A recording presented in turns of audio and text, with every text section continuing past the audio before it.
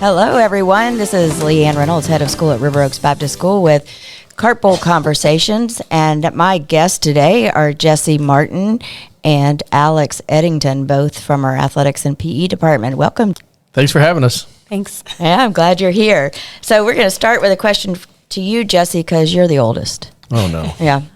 So you've been a part of the Robs community since 1992. I was just born. What first drew you to the school, and how has your role evolved over the years? Well, to be honest, I didn't really know a whole lot about River Oaks Baptist School.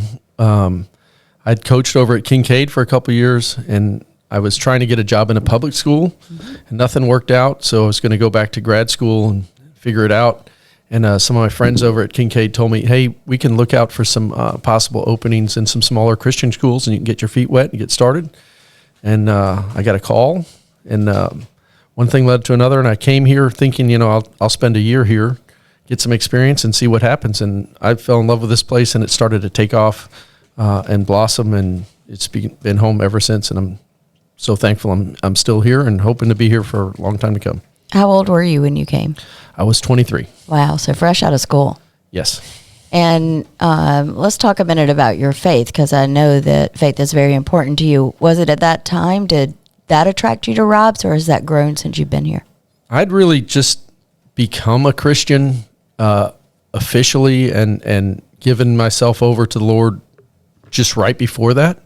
I have a long story about it, but as I got here, I felt like I was a Christian when I got here, but every year has kind of grounded me more and more and led me to where I'm at now. And I think my journey really took off when I got here, and it solidified my faith and helped me move forward. And just being surrounded with Christian people that love into you and pray with you and go through the good and bad times with you is just really made it special and made the journey complete for me. Yeah, I agree with you. My faith has definitely been solidified since I've been here. So, Alex, you are in a role here that is new for you. You're a parent. Yes, so I am. You have one in pre-K and one in readiness? I do, yes. So tell me what it's like being an employee here and now a parent. Yeah, it's my first year as a parent here. It's my 8th year as an educator. So it's been a completely new experience. That's one of the things I love about working here, too, is every year is a new experience. We have got different kids, and in the PE and athletics department, we might have different sports, we might have different grades that we're teaching in PE. So every year is different. But this year has been so much fun, having my 3-year-old and my 4-year-old here in pre-K and being able to come with them in the mornings, ride together to work, and hear their stories about the day on the way home has just been so special. It's really given me the perspective from the other side. I wasn't expecting that experience as a parent, but it just really solidifies to me how important it is, the time that we spend with these kids every day. It's always been so special, but now as a parent, I'm like, wow, thinking about from a parent, what do I want my kid to learn every day, and how do I want their teacher to love on them and to be there for them and teach them those those faith things that they're learning here. My kids are telling me Bible stories that they're learning in pre-K, and it's just been so fun. And to have coworkers that I've known forever now be my children's teachers is so special. Yeah. And women that I've been in Bible study with for 8 years are now teaching my kids. And just to know that they're prayed over every day, actual prayer warriors teaching my kids. Yeah. It's just so special. And it really is. I know how loved my kids are, and I know how much we love all the kids here. But it's so fun to see it in action with my kids. So it's been really fun. I agree. It's eye opening when you become a parent at the school where your children attend and get to see it from a different perspective. So I'm going to start with you, Alex, with this question. We start PE every day in kindergarten, correct? And that goes through 8th grade. Can you walk us through how our curriculum is structured and how it evolves as students move through Robs? Yeah, we have a really special curriculum here at Robs, and it's been a gift that the kids are able to come every single day in PE. That is pretty rare from what I have seen and experienced in other schools. I had the opportunity to go on an ISAS visit recently, which was so great, and the school was wonderful, but those kids, elementary, were going twice a week to PE. Wow. And I've heard some are going every 7 days, every 9 days. So the fact that they get to come to PE every single day is wonderful, and that really helps us build a relationship with the kids and value movement with them and help them kind of learn some of those lessons through movement. So our curriculum here in K through 2, we're really focusing on fundamental skills and building those skills.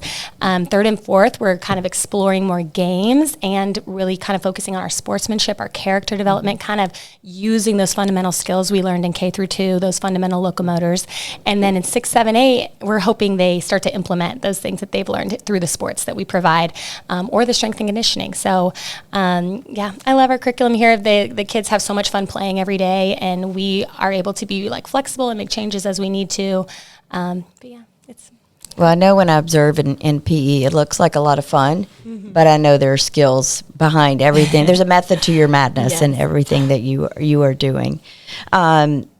So both of you could probably answer this question in a different way. So Alex, I'm going to ask you, not everybody loves PE. I've got a very good friend who told me she used to cry every time it was time for PE. She might work here. She might be a really good friend of mine. But anyway, so what do you do to encourage those students that don't like PE? And then, Jesse, I'll go to you and say, you know, we have 99% of our students participate in at least one sport, and they may not be athletes. So what do you all do from the coaching side to encourage kids that are reluctant to play a sport, but you know how important it is? So we'll start with you, Alex, on the PE side. You know, I think for PE, the overwhelming sense that we get from the kids is that they love coming and they do enjoy it, which is a gift to be able to be the fun class and for kids to be able to run around and to really be play-based. So that's a gift. But we do get kids that it's not their thing, and that's okay. And I think physical education and sports really lends itself to lessons in resilience and determination and kind of growing through adversity. And so those kids, you know, and we try to include activities that aren't, you know, they're not always about running. Sometimes we're stationary. We're doing different things. They're different.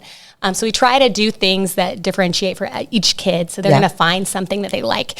And our goal really is just to encourage healthy, active lifestyles. So we want kids to fall in love with moving. So we try to provide a ton of different options. So we want you to find something that you love in PE, and there's so many different options we use. If you see, we've got the parachutes, we've got the lollipops, we've got the fleece balls.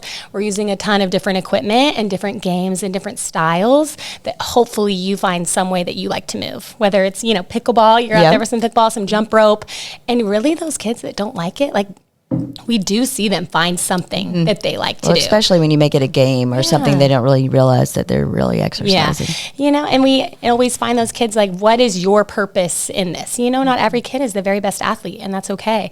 Maybe you focus on encouraging your teammates. Maybe you are such a great, you know, helping your teammates by picking things up. Like, there's always a strength that you have that you can bring to your team.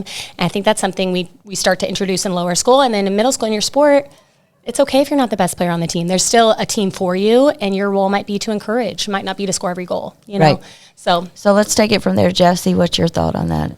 Well, sports aren't required, and yet we have almost 99% of our kids play a sport. So having the variety of sports we have, I think, helps kids find something somewhere that they can enjoy or work on. And a lot of times, you know, middle school is about finding new things and trying new things. A lot of them don't know that they're good at something until they try it. Yep. So, you know, we encourage them to try something, and we always have a place for them. Sometimes it's not always their first choice. You know, we have a few things where you have to try out just because of limitations we have, but we always have a fallback option, and usually a couple. So sometimes a kid that's never excelled at sports might find something like golf or volleyball. Boys volleyball is a place sometimes kids that haven't played a lot of sports suddenly find something that they're really good at or like. Sometimes, you know, even as strange as it might sound, football can be a place for a kid that maybe they're not fast and can't jump real high, but they might be an excellent offensive lineman, or they know how to snap the ball. We find a place for everyone. And, you know, and the results say the kids are liking it. We don't have a bunch of kids lined up, you know, with signs saying, you know, down with sports. Right. They're lined up trying to get into sports. And if there's a season they don't have a team or a sport that they want, they can always do our strength and conditioning. Yeah. And, they work on a little fitness and you know, kind of create their own little workout. And our kids seem to be very happy, and the numbers say they're participating at a very high level, probably higher than just about any other school I know. And some of the schools require them to play a sport, and still can't get them to play yeah. sports on in some seasons. So a few years ago, we made the decision to add sixth grade sports in every sport.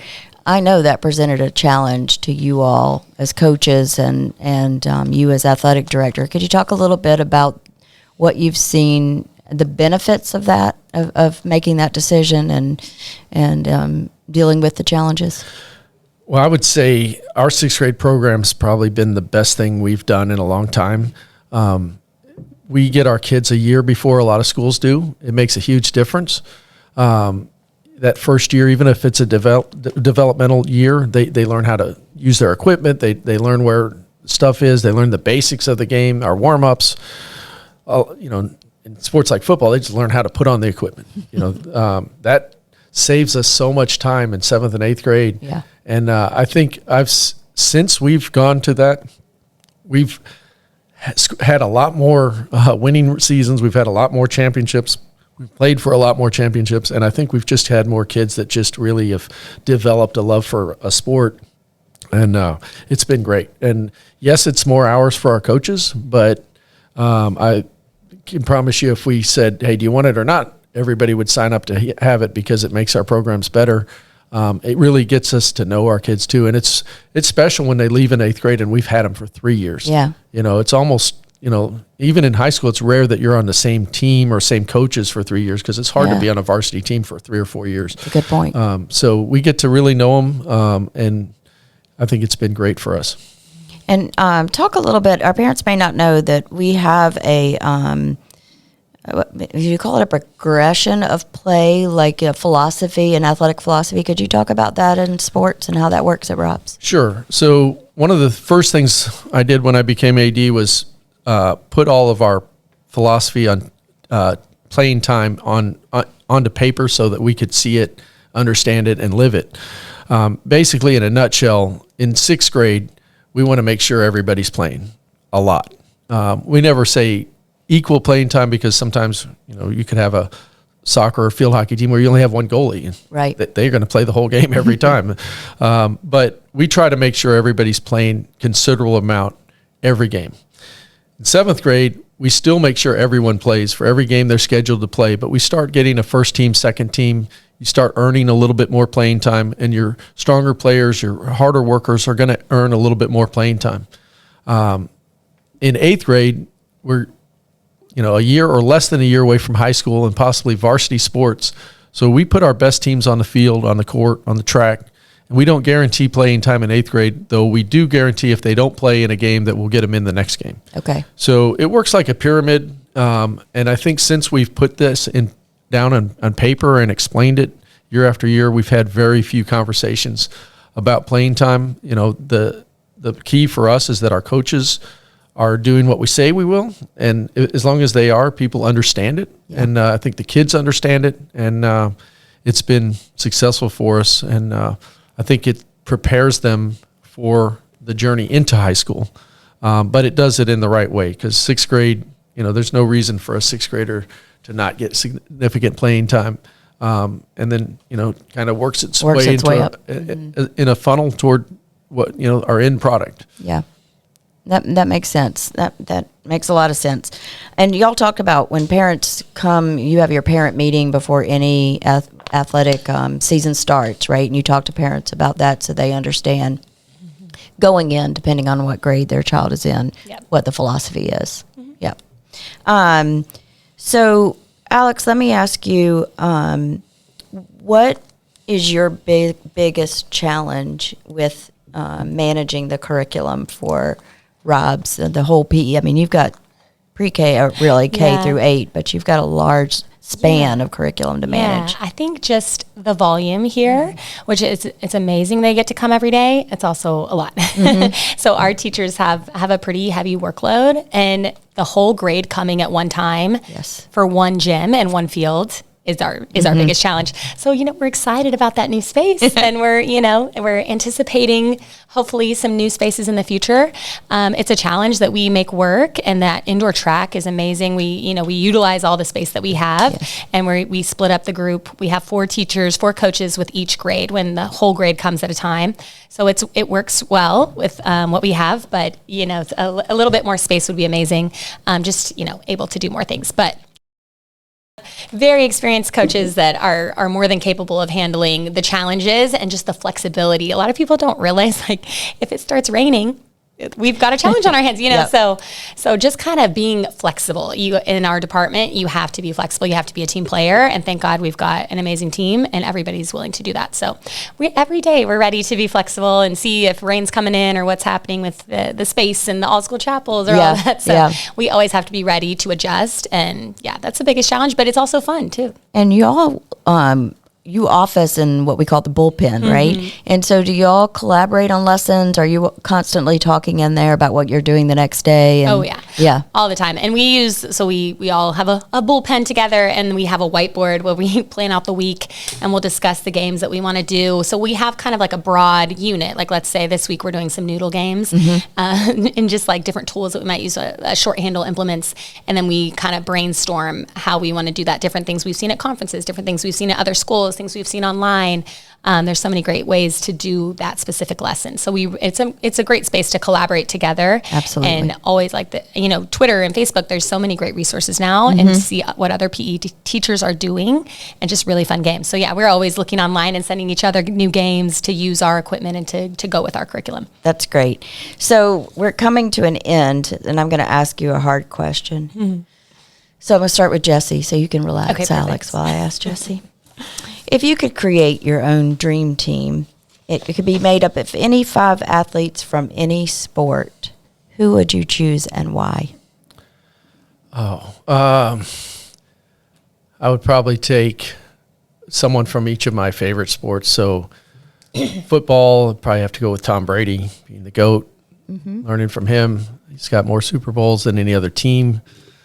Soccer, I'd go with Messi, greatest player to ever live at 5'7".